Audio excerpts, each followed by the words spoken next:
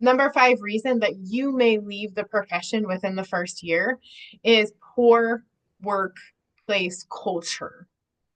And I have worked for places that have had an incredible culture. And what I mean by culture is people who show up a certain way and portray a certain feeling and make you feel a certain way when you're in the workplace. A culture is like, it's like a feeling of its own. And workplace culture can either foster teamwork, it can foster a sense of like standard, it can foster a sense of like, this is how we do things here, this is how we support one another here.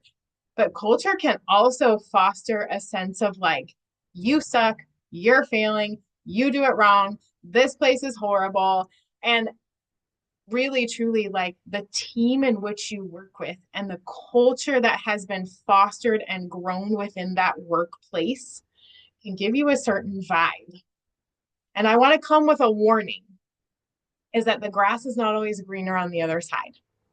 So, my question for you is if you feel like you are in a workplace in which a culture is not fostering your well being, and I've heard the word thrown around, oh, this culture is toxic. I would love to ask you the question in what ways are you noticing the culture is toxic? And in what ways are you playing in that toxicity? What is the role that you are playing within that culture that is basically giving it permission to continue being toxic? And I'll share with you from a place of like, sometimes I hear my coworkers complain about things like, oh, this is bad and this is bad. And I saw this and blah, blah, blah, blah, blah, blah, blah. But I personally have never experienced the things that I hear them talking about because I show up very differently. So how are is your perception? How are you showing up in ways that contribute to a workplace culture?